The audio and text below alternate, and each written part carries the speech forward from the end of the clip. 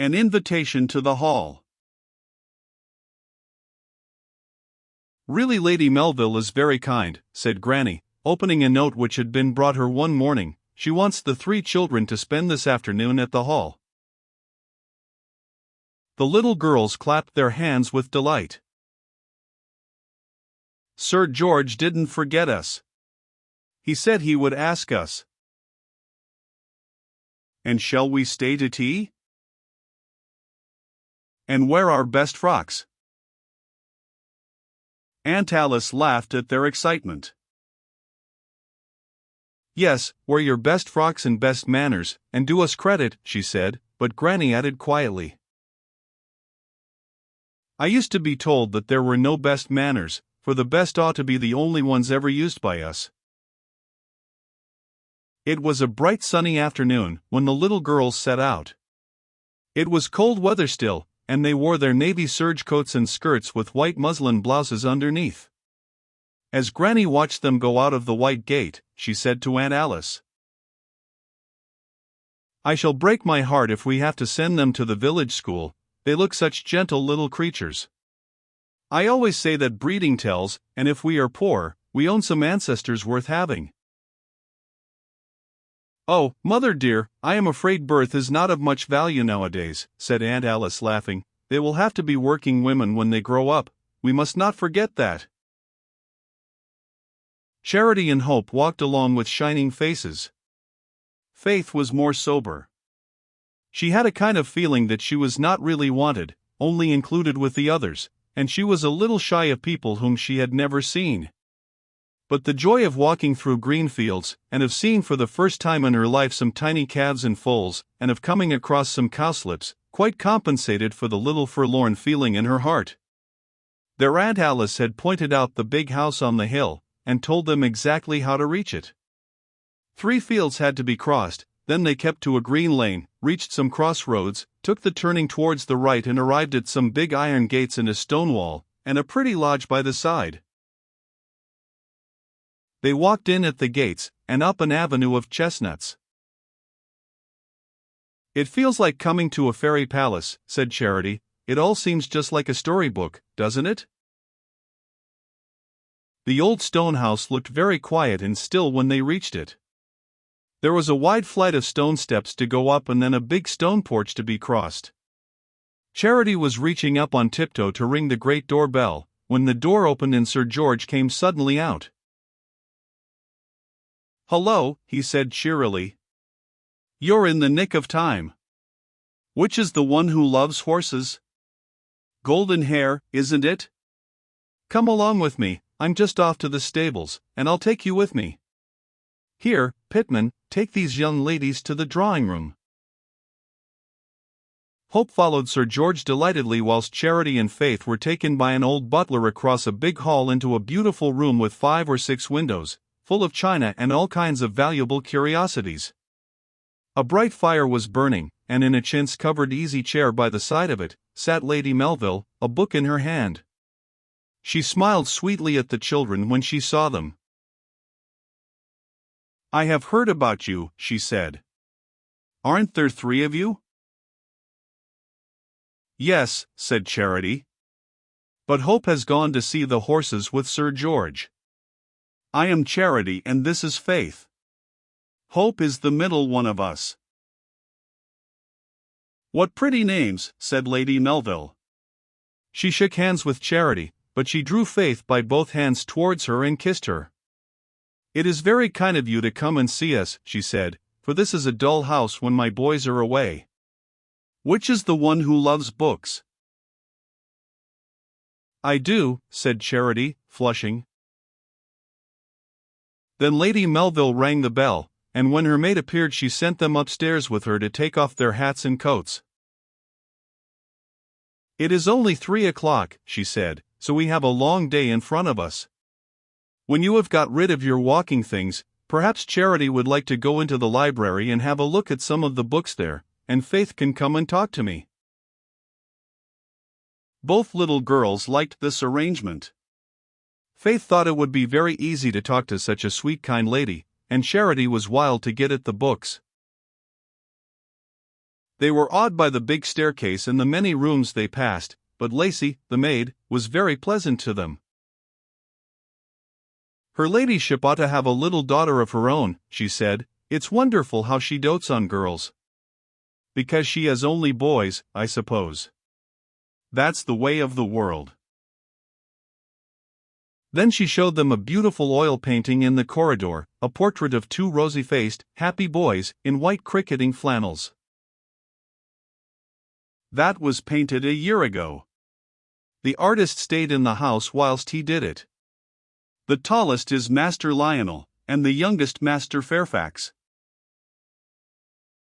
"I wish we had brothers," said Charity, "or that one of us had been a boy.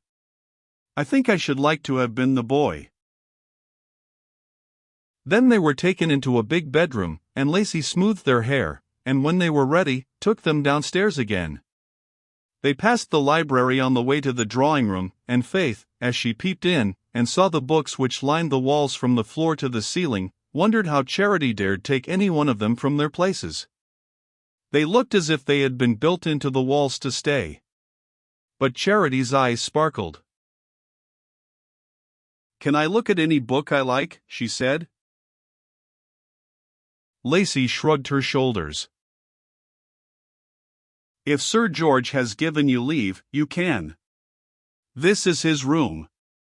But I'll show you the books Master Fairfax likes. Master Lionel is no reader. Sir George has a shelf for them over here." She took Charity to a corner of the room, and Charity sat down upon the floor at once, and began to take the books out of the shelves. Then Faith was taken on to the drawing room, where she found Lady Melville working at a lace pillow.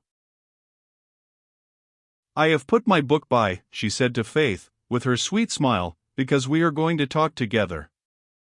I am not very strong just now, so I cannot walk about much, and when I am tired of reading, I make lace. I have a class in the village for making it, and some of the village girls are learning very quickly." Faith sat down upon a little chair by Lady Melville's side and watched the bobbins flying to and fro between her white fingers with the greatest interest. "Now tell me how you like your little cottage, and all about yourselves. Do you like coming to the country?" "Oh, so very much." Faith clasped her small hands tightly in her quaint fashion. "I didn't know," she said, looking up at Lady Melville with her soft brown eyes, "that it would be quite so beautiful. Mrs. Cox didn't like the country," she said, "because there was nobody to talk to, but we have found lots of people already. Do you know a nice old man called Timothy who looks after sheep? He is a friend of mine." "Yes, he was very ill last winter, and I went to see him more than once.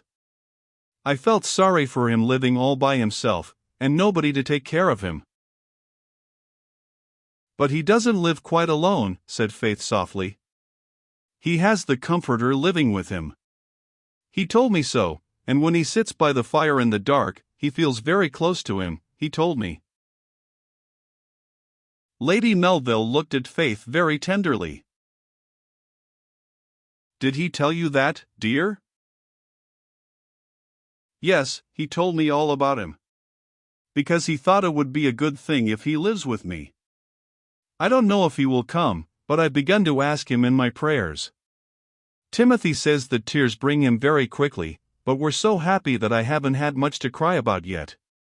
I expect he is waiting till I really want him." "I hope you won't find much to cry about here," said Lady Melville in a bright tone.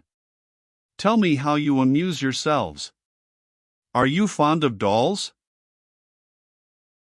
Faith smiled. "Yes, I love mine. She's called Violet, but Hope has cut her arms and legs dreadfully, and sewed them up again, playing at operations. Charity doesn't care for dolls, she says they aren't alive, but I feel Violet is, when we're alone together. I dare say she seems stupid to people who don't know her, but she's all my own, and I understand her." "Yes, that makes all the difference," said Lady Melville. Then Faith found herself telling her all about their life in London, and the school they went to, and how the girls laughed at their names, and how they hoped they would not have to go to the village school here. "Aunt Alice doesn't like teaching lessons," said Faith, shaking her curly head, "so we don't know what will come to us. We have got to learn to be clever, Aunt Alice says, because when we grow up we must work for our living, but being clever is very difficult, and I don't think I shall ever learn it."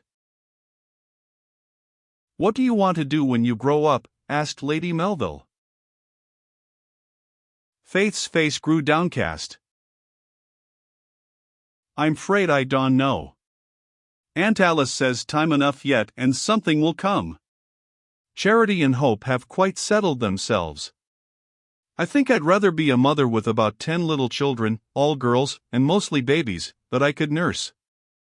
But Hope says that is silly, for you can't earn money when you're nursing babies." "Oh, yes, you can," said Lady Melville, touched by this old-fashioned, anxious-faced child. "You can be nurse in a hospital for sick babies, or you can be a governess and look after little children, or a nurse in a private house, or you can help in a holiday home or a convalescent home. If you love little children, you will find lots of places open to you when you grow up." "Without my being very clever?" questioned Faith. "Yes," said Lady Melville, "and perhaps you won't have to earn any money at all. Perhaps you will have a husband who will do it for you." "I am rather frightened of men," confessed Faith, "except Timothy. I'm not a bit frightened of him." Lady Melville laughed.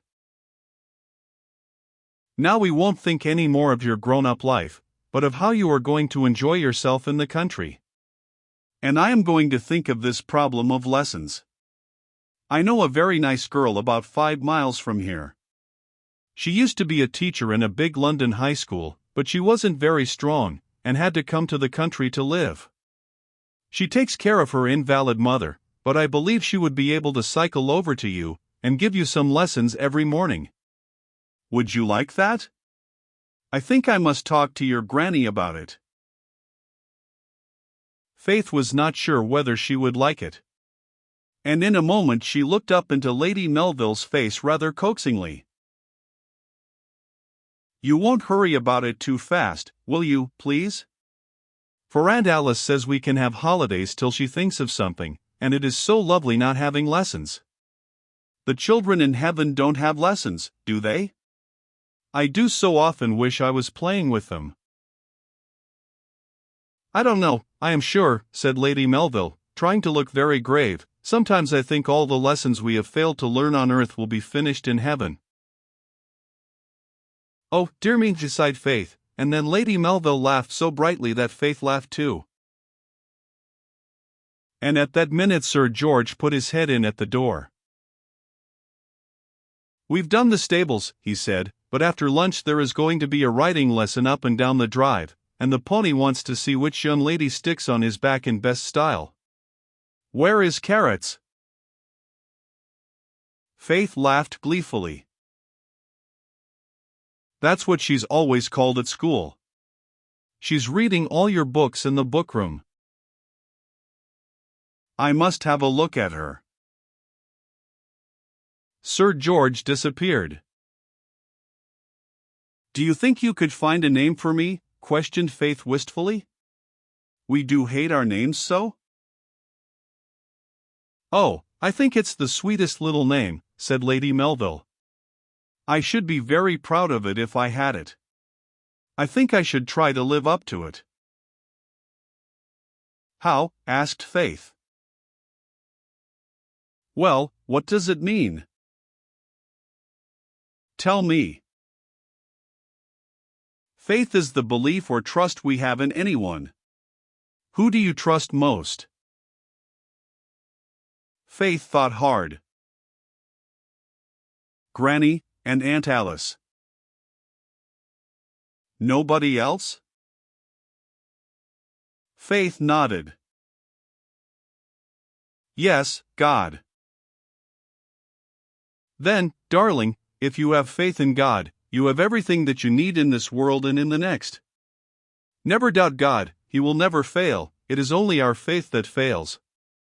And you are called Faith, so you can always remind yourself by your name of the faith you must have in God. And the Comforter, said Faith very softly to herself. She did not quite understand Lady Melville's words, but she understood when she grew bigger. There was no more quiet talk, for tea was brought in, and Sir George came back, leading by the hand both Charity and Hope, who looked perfectly radiant.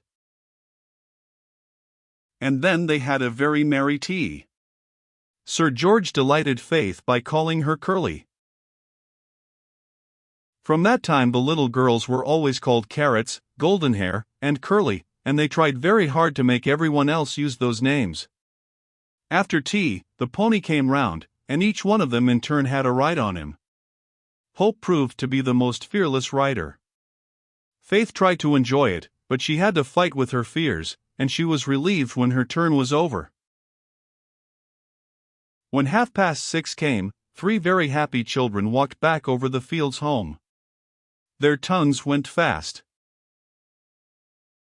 Charity had found an old book of Grecian fables and stories which perfectly entranced her. She told the others of some of them as she walked along. And Sir George says I can come to his library any day I like and read there. And I can ride the pony every day if I like, said Hope. Oh, isn't it a glorious place with so many dogs and horses?